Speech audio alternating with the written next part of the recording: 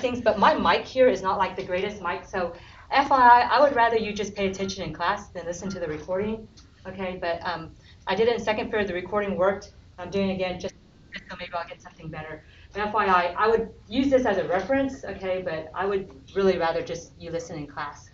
All right, if you plug in 2 here, you guys good plug in 2? If you plug in 2 here, what do you get? 0 over 0, okay? Then you say to yourself, oh, gotta do something else. What's your first something else? Can I factor here? I certainly can. What goes out of this numerator? X. So this becomes x over x minus 2. On the bottom, if I factor, what do you get? X minus 2 and x plus 1. But don't forget, the bottom has absolute values. And this is still a limit as x goes to 2 from the left. All right, guys, the whole reason you factor is that you're hoping that something will cancel out. Sometimes nothing will cancel out. But if something cancels out, then it's kind of gets you ahead a little bit. Does anything cancel out here? Yes. What? X minus 2's. What does it cancel out to, though? It doesn't just disappear. 1 or negative 1. Do you see it could be negative 1 in this case? Why? Because there's an absolute value here, and you've got something coming from the left. So let's look at this. Do you see that this part that's circled is either 1 or negative 1? Which one is it? Negative. Okay, it's negative 1 because the bottom holds positive. You guys good with that? Because it's an absolute value. The top, I'm going to plug in a number that's really close to 2, but I'm coming from the left of 2. What's a number to the left of 2? It's really, really close. 1.999. If I plug in 1.999 here, do I get a positive answer or a negative answer? Negative. So it's negative over positive, which will be negative 1, which means right here, this limit is actually the limit as x goes to 2 from the left of negative x over the absolute value of x plus 1. Do you guys see where I'm getting this? Okay? It's okay to put an equal sign here because the limit of this is equal to the limit of that. Okay? Had I not put limit, then of course it wouldn't have been correct. All right, so let's go ahead and see if I can maybe at this point plug in. What would I plug in? 2 or negative 2? Be careful. 2. Do you guys see that negative sign is not negative 2? Is everybody good with that? That is 2 coming from the left. So I'm going to plug in 2 here and 2 here. So do you see my answer is negative 2/3? Okay, any questions on how to do this? All right, hopefully you can do that on your own. We're also going to do this problem here. And let me tell you, I've told you way more on this problem than you'll get on your test, okay? On your test, can you guys take a look at your homework from last night? Your test is going to look like number 1, 2, or 3 on your homework last night, okay? All it will say is find the horizontal asymptote for g of x. And for g of x, it's going to say equals x cubed minus 7x plus 10 over e to the x plus x minus 1, okay? And in your mind, you're going to say, oh, okay, to find HJs, I take the limit both ways, okay? Which means you could have 2 different answers on this homework. Is everybody good with that? Actually, you should have 2 answers. If the answers are the same, then you have 1 answer. Does that make sense? If the answers are different, you have 2 answers. If one is D and E, the other is 5, then you have 1 answer. Does that make sense? If both of them are D and E, then the answer would be you have no horizontal asymptotes. Is everybody good with that? Okay? So the most you could get is 2. The least you could get is 0. But you have to do both. So on your test, I'm looking. Do you understand that you had to take the limit both ways? If you only showed this one, which is what most students do, actually most students pick the one that they want to do. Okay? You can't do that either. All right? You got to show both the limit to infinity and the limit to negative infinity. And I'll be like, okay, at least you set it up right. Okay? So FYI, let's say you don't even know how to figure this out. If you set it up right like this on the test, you've already got a point. Does that make sense? Okay? So there's a lot of partial credit on the test. All right. So if I take a look at this, I'm going to plug in infinity. And let's think about how to plug in infinity. If I just look at the numerator, if I plug in infinity here and infinity here, which one, is the dominant one? Which one's the dominant one? X cubed. Do you guys see that? And so actually what happens is this is negligible and this is negligible compared to infinity cubed. Does that make sense? Not saying that this is small. It's pretty large. But compared to infinity cubed, these are negligible. Let's look down here. Guys, if I put in infinity here, which one's going to be the dominant one? E to the x. Do you see that? Okay, this will be e to the infinity. This will be infinity. This will be 1. So not to say that infinity is not big, but compared to e to infinity, this is negligible. So you could rewrite this problem as this problem here. And guys, on your test, you will have a problem as simple as this. And students have a hard time with this. Do you remember how to do these problems? You just need to figure out small over big or big over small. Can you tell which one's bigger and which one's smaller? Yeah, how? Do you remember the rules, like the order? Okay. What's the smallest one? Do you remember the smallest one is a constant or sine x or cosine x? What's the next in line? I think it's ln of x. And then what's the next in line? X, and then x squared, x cubed, keep going. And then next in line, e to the x. Actually, 2 to the x is probably smaller, right? Because e to the x is like 2.7. E to the x, then maybe 5 to the x, then maybe 100 to the x. Does that make sense? It goes on forever. All right, so looking at this, which one's bigger and which one's smaller? E to the x is bigger. So guys, do you see this is really a small over big? So this answer is 0, okay? So on your test, I am looking for y equals 0. If you have just 0, I'll count it right. But if I'm looking at your test and you have 0 and -3 and -2, you have all sorts of answers. You're hoping one of them is right. And I'm looking at your test, I'm saying, you know, I don't think you really know what you're doing. Even if you have the right answer, guys, I'm not going to count it right. You got to look like you know what you're doing on the test. Does that make sense? So if you want to clarify, if you're like, you know, I think Ms. Chang's not going to know what I did. If you want to clarify, box it in. Okay, if you want to clarify, box it in. And I'll take either one of these answers. But if you have lots of answers, nothing's boxed in, okay, I'm just going to figure out, it'll be up to my discretion. Do you really know what you're doing or not? Okay. On this side over here, there could possibly be another answer. Just look at this. If I plug in negative infinity, okay, now guys, negative infinity is not a number, all right, but let's just think conceptually. If I plugged in negative infinity, do you see that this would be like negative infinity cubed, right? Negative infinity times negative infinity times negative infinity. It's going to be a negative. It's going to be cubed. This here is going to be plus 7 infinity. Do you see that? Okay, again, guys, I'm plugging in infinity so we can kind of visualize it. But the truth is, you cannot plug in infinity. And later on, when we get to some things that are a little bit tougher, I'm going to teach you guys how to express this, okay? Because if you put in infinity, you'll actually get it wrong when we get in later on in calculus when we do integrals, okay? And then plus 10 is pretty small. Guys, between these two, which one trumps which one? Which one's going to be the dominant one?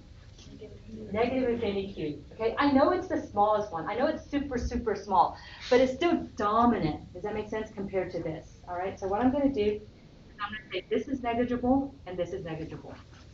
Okay, now this is where things get tricky. Guys, if you know the x function, which you should, okay, when x goes to infinity, what does e to the x go to? Okay, it goes to infinity. Okay, guys, when x goes to negative infinity, what does e to the x go to? 0. Do you see that?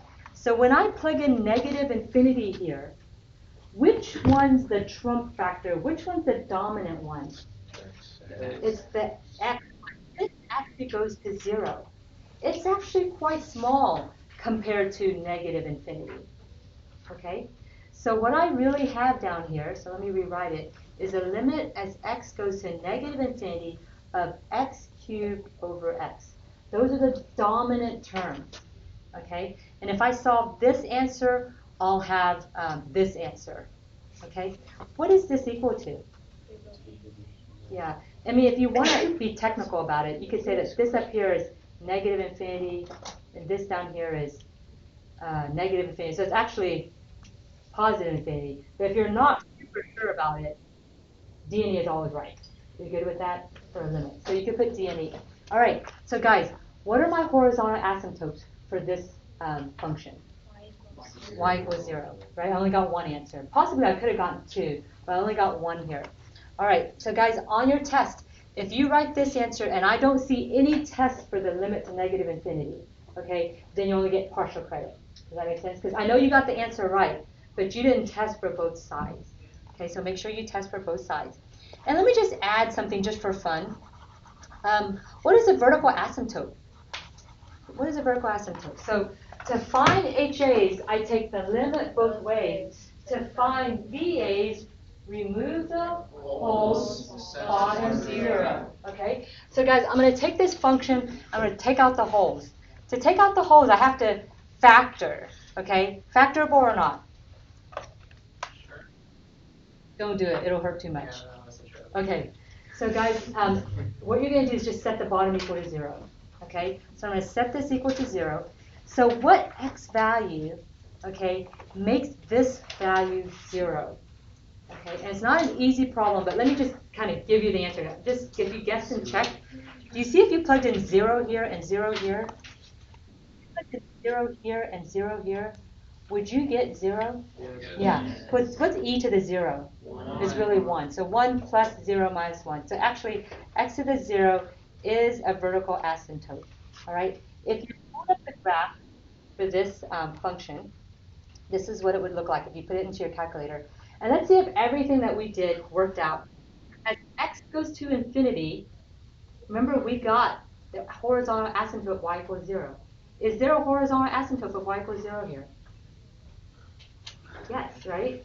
Remember when we went x equals negative infinity, we got the horizontal asymptote of d and e, right? Or, did we say positive infinity? I hope. Okay. Is this going to positive infinity? Is that the limit? Yes. And what did we say our vertical asymptote was? X equals 0. Is that x equals 0?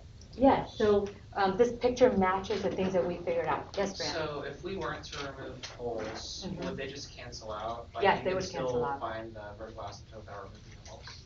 Well, the thing is, you don't want your hole, you don't, like if you had a hole, you'd have x minus 3, x plus 5 over x minus 3, right? Okay, so if you remove the holes, there is no vertical asymptote in this picture. If you don't remove the holes, you might accidentally think that x minus 3 equals 0 is a vertical asymptote when it's not.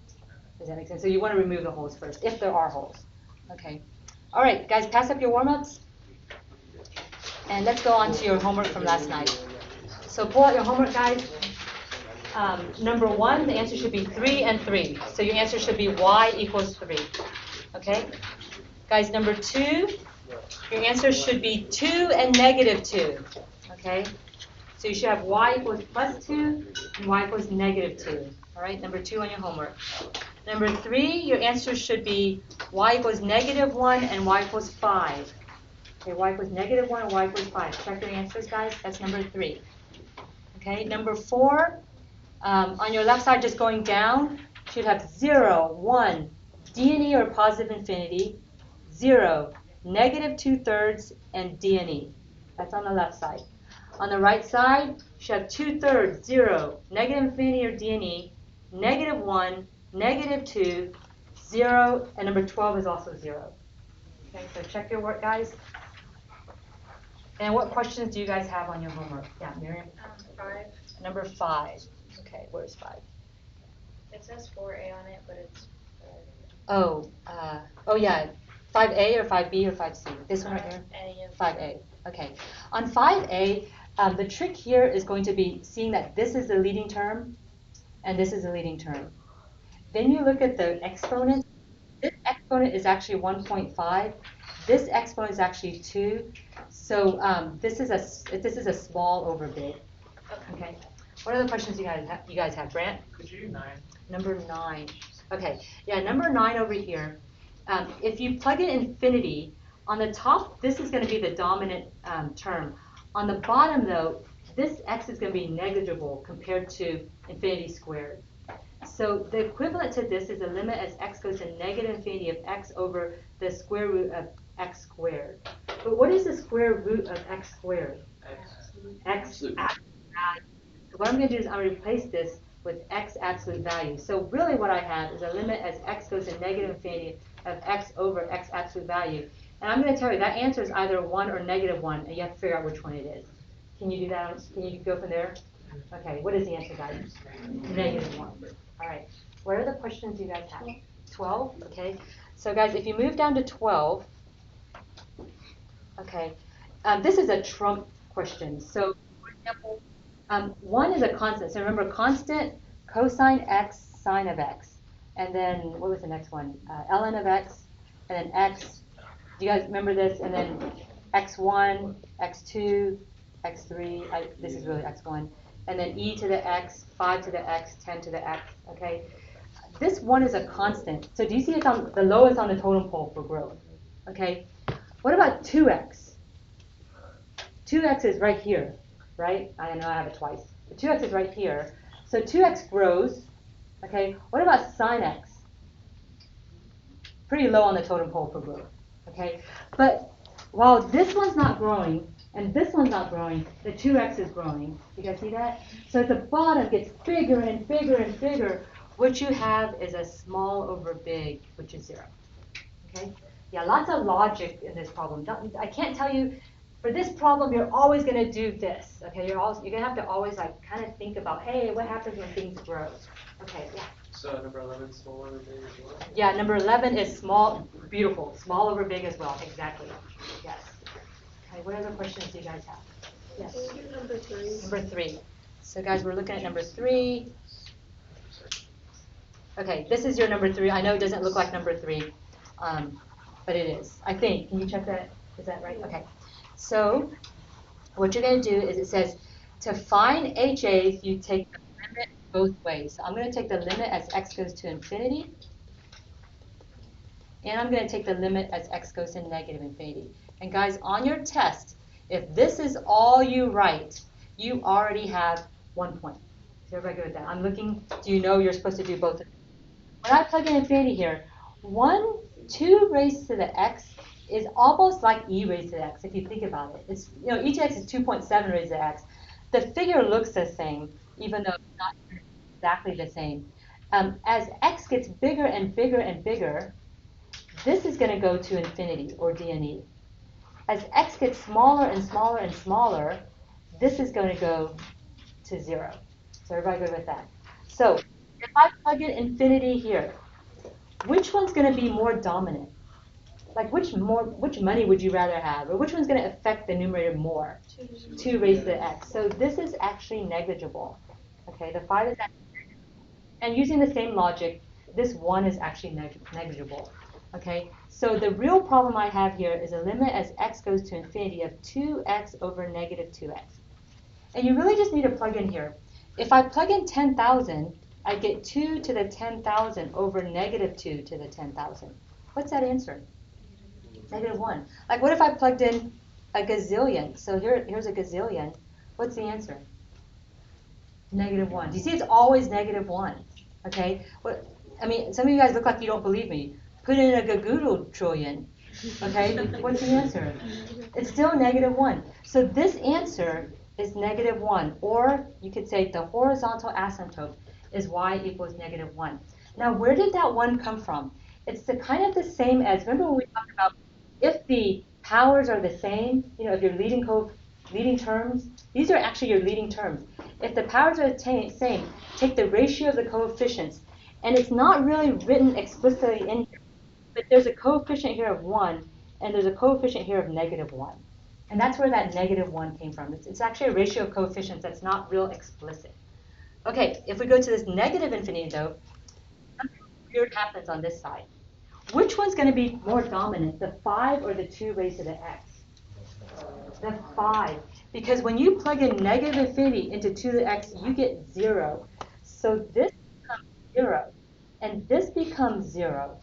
So 5 plus 0 is 5, and 1 minus 0 is 1. So your answer on this side is y equals 5. Okay, weird, spooky. Halloween's coming. Okay, all right, you guys good on your homework? All right, let's move on. I like to talk about some trig that you need to know. You need to memorize these 2 limits, okay? They were on your homework maybe 2 homeworks ago, either Wednesday night or Thursday night, I don't remember. But they were on your homework. You figured it out with your calculator, and now you're just going to memorize it. Those of you guys who know L'Hopital's rule, okay, you can do it using that too. I'm okay with that. But most of you guys probably don't know L'Hopital's rule, so you're going to memorize it. Eventually we'll use L'Hopital's rule to do this. But right now you're going to memorize it, okay? You're going to memorize it because if you have this on the test, You need to know how to do it. The other thing I want to add to this, I want you to not get confused between this problem and this problem. This is to 0 and this is to infinity. Okay, I think you had this problem last night, or a night before. You had this problem. Yeah, I think you had it last night. Okay, what was the answer to this? Remember, this is like sine of x, which moves like this. This is like x, which moves like this. Okay, so what's this answer going to be? 0. It's going to be small over big. This is small over big, which is 0. Okay, so guys, memorize this. If it goes to 0, the answer is 1. If it goes to infinity, though, the answer is 0. Okay, in calculus, you got to pay attention to the details. All right, and then something else I need you to understand is that with limit properties, actually, I don't know if it's limit properties, but with limits, if you have a very clean fraction like this, if I flip this, then I can just flip this. You can do that in limit land, okay? So guys, if this is the limit, sorry, I did this wrong. I'm not going to infinity. I'm going to 0. Okay, if I take this same problem and I flip this, what's 1 over 1 flipped? 1. So this is also 1. So I need you to understand that. Even if I flip this, you're going to still get 1. Okay? And I think we talked about this yesterday or Friday, I'm not sure. But if you put a 5 here, as long as this is the same as this, the limit is also 1. Okay? So if I put pi x here, and this is pi x, the limit of this sine pi x over pi x would be 1. As long as these are the same. Okay? Yeah, Mira? Yeah, go for it. Okay, the other thing you do need to know is memorize this. Now you need to know that this flip doesn't work though.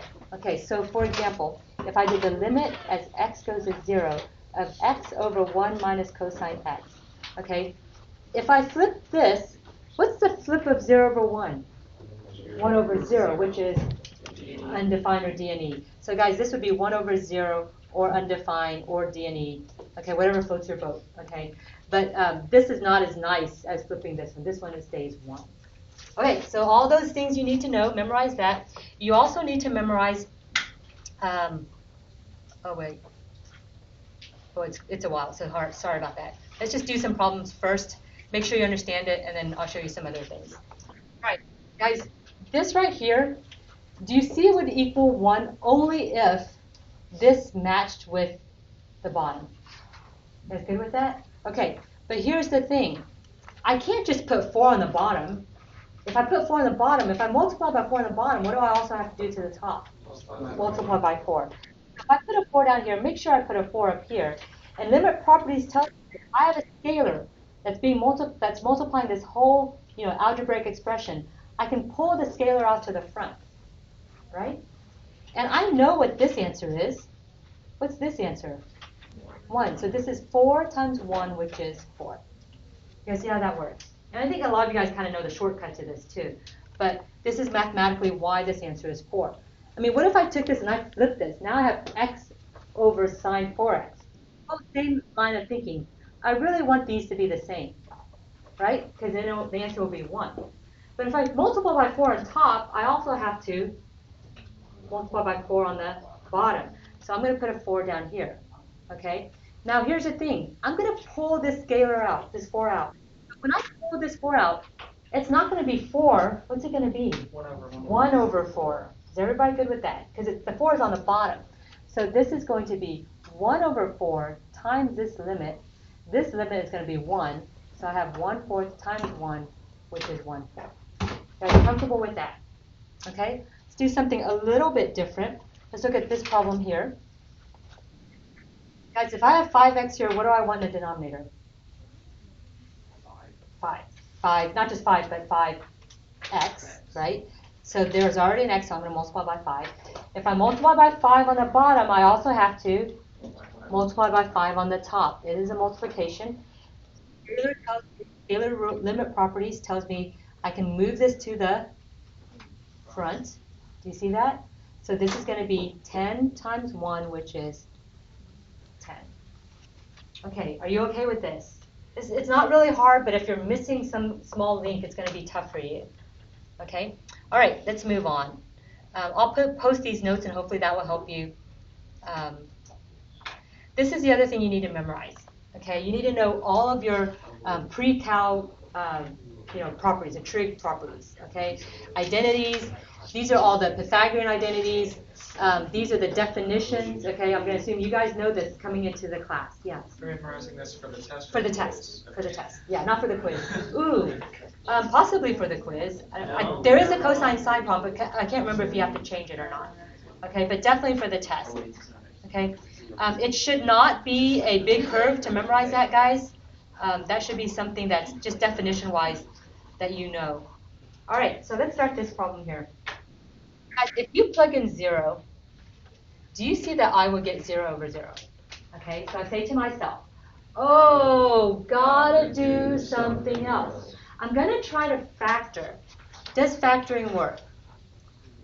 No. What about conjugate pairs?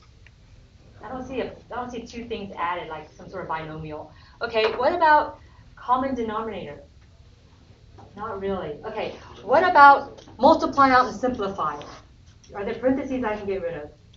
No. So I'm going to have to be smart. I'm going to have to say, you know what?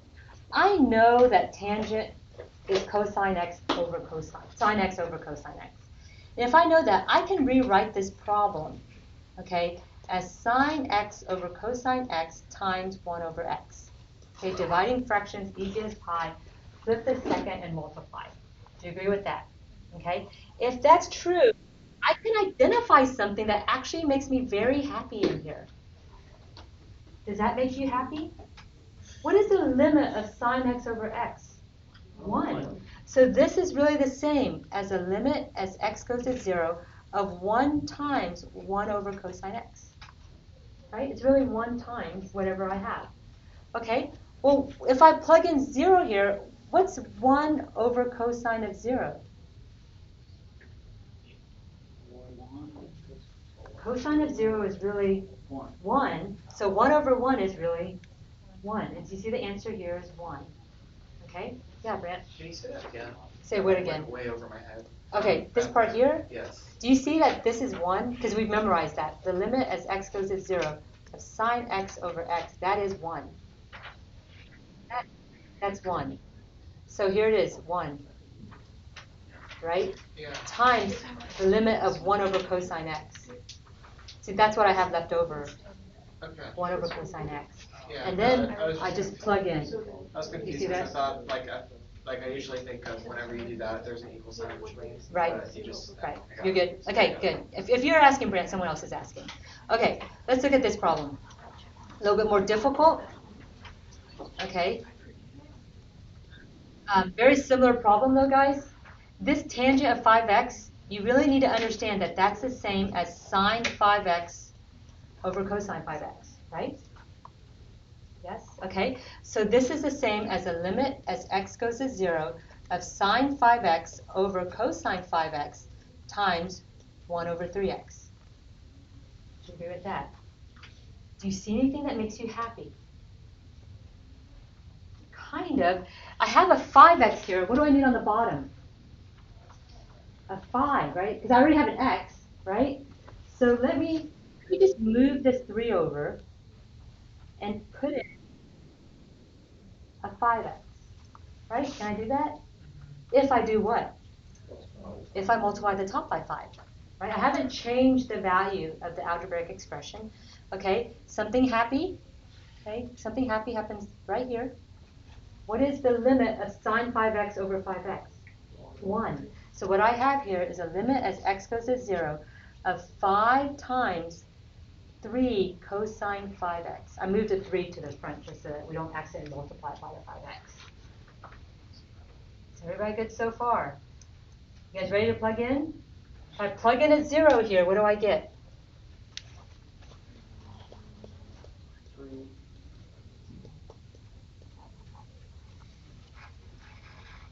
You guys good? Does everybody see where you get 5/3? Cosine of 0 is really 1. Okay, so the answer is 5/3. Okay, I feel like I'm not getting a lot of response. So I'm thinking that it's getting a little tougher for you guys. Okay? Likewise, guys, if you're trying to find a limit of something like this, okay, first you're going to plug in. If you plug in, I'm just going to let you know you're going to go over 0. Okay, then I'm going to try to factor. Do you see you can factor sine of x out from the top here? On the bottom, you can get x times x. I know I'm going a little fast because I'm running out of time. Guys, this right here is actually what? This right here is actually what? 0. So this is going to be 1 times 0, which is 0. Okay, this is because you've memorized these two. Okay, if you're like, where did you get that? It's because remember I told you the two things you have to memorize? You have to memorize it. Okay, guys, I'm going to move to IVT, which is what we're learning today. So we're going to go a little bit fast. Okay, sorry about that. Did you guys say Trump or Justin Bieber? Justin Bieber. Okay, we'll go to Justin Bieber. Okay, so you guys have to agree with me, okay, that Justin Bieber, when he was 2 years old and he was 2.8 feet, and when he was today, he's 6.4 feet, okay? Do you agree that he hit every number in between when he was growing up? Yeah. Right? Why? How do you know that? Because growth is a continuous function. You agree with that? Growth is a continuous function, okay? And guys, there's a calculus theorem that says if you know this y value, and you know this y value, and you know it's a continuous function, you're going to hit every y value in between, okay? And that's basically what the theorem says. The theorem says, it's called IVT, it's called the intermediate value theorem. It's actually a very important theorem in calculus. And it seems really trite, okay? But it's actually very important. It says that if a function is continuous, now it only works if functions are continuous, okay? On a closed interval, then the f value, the y value, hits every value in between your other two f values. Should make a lot of sense, okay? So guys, I know you're trying to write it down, but I'm going to go on just so that you're going to be happier that I went on, FYI. This is going to be a problem that you're going to have on your. It says use the intermediate value theorem to show that if you have a function that's x squared, okay, and you're going between this interval, between x is 2 and x is 2 and 5, okay, then do you see, because this is an x squared function, the question is, will you hit 7 in between? Will you hit 7 in between? Between this point and this point, okay, as x squared grows up, will you hit 7 in between? You will. And so what you have to do is show me a proof. Okay, and let me show you how to prove this. The first thing you have to tell me is the function is continuous. Students leave this step out and they get a point off. That's okay. If you want a point off, leave it off. Okay? But it's a proof. So you have to tell me the function is continuous. The next thing you have to tell me is you have to plug in your endpoints. So plug in 2 and plug in 5 into your function. Your function is x squared. So this will be 2 squared where you get 4. This will be 5 squared where you get 25. So do you see I'm getting my two y values? Okay? And the question is 7 between those two? Yes. Yes. So then you have to tell me, yes, 7 is between those two values. And some students like to do this in green, which I'm happy with too. Okay? So just FYI, either or, these things are actually saying the same thing. Okay? And if you tell me that 7 is between those two y values, then the third step is you're going to say, therefore, by the IVT, by using the intermediate value theorem, 7 is on that interval. Does that make sense? Okay, 7 is on the interval. Well, you could, actually to be clear, you could say y equals 7 is on that interval. Okay? And that's how you do intermediate value theorem. Does it look easy to you?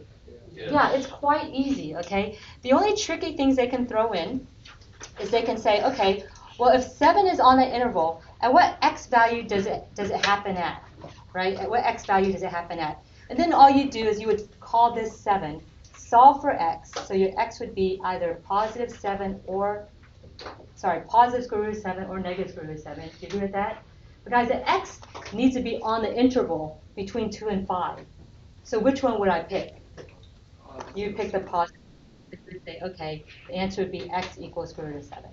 That's good with that. Okay? And then they can throw in another twist and they could say, okay, well, use IVT not to find y equals 7, but to see if there is a 0. If there's a 0. Guys, if there's a 0, so let's say I have a function, and this is x squared plus x minus 2. Do you understand what zeros are? Zeros are when not y equals 7, but when y equals what? 0. So guys, just replace the 0 with y equals 0. Okay? And then you would do the same thing. You would say, well, Ms. Chang, this is the proof. The function must be continuous to use IVT. Okay? I need to plug in my two endpoints. So you're going to plug in -1 and you're going to plug in 4 into whatever function they give you. So this will be -1 squared minus 1 minus 2, which would be -2.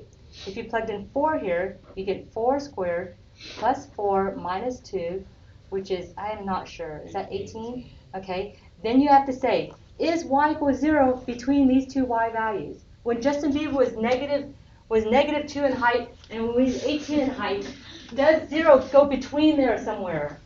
Yes, so you would say 0 is between -2 and 18. And again, some of you guys are rebels, so if you're a rebel, you can just say this if you don't actually want to calculate it out, okay? But it's got to be true, okay? And guys, wrap up your proof. Your proof would say, I use IVT to say that y equals 0 on the interval -1 to 4. Can you do that on your own? Okay, so I will post this. I know I wrote really fast, okay, but I will post this, and this will help you guys out, okay? I went really fast, and I just realized I didn't have to go that fast because you guys are extended time today. Too bad. I need to go back, though, because this problem here is kind of important.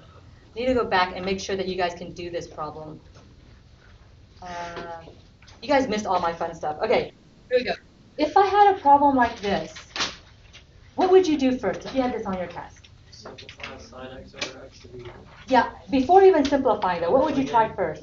Plug in. Okay, plug in. So if you plug in, you're going to get 0 over 0. Okay, now what are you going to do, Reese? Simplify sin of x over x to 1. Kind of. You're very close. I have sin of x over x, but do you agree that this is actually what I have? Yeah. Okay? This is kind of like common denominator. And if you know limit properties, then this is equal to this.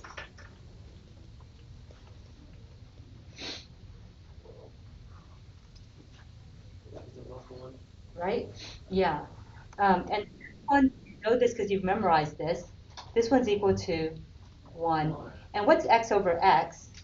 1. So if you plug in everywhere there's x, you plug in 0, you still get 1.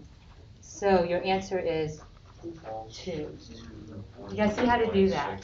So FYI, I feel like students have a lot of trouble with these types of problems, but I just want to let you know, try to manipulate it, okay? Use all the things that you know about algebra and about trig, and see if you can simplify it enough to get an answer. And a lot of times, try to get this. Does that make sense? Like a lot of times, this will help you. Not always, okay? But get to a point where when you plug in, you can get an answer. All right, any questions on today's IVT or this trig? You guys feel good? Okay, then you guys have some time. You can work on your homework. Hopefully you picked it up. It's front and back. It's actually a lot of review. And then, I think there's 4 or 5 IVT problems on the back. Okay, you guys, this will be due tomorrow. I'll probably put up the odd solutions, okay, online. You guys can take a look at that. Let's see.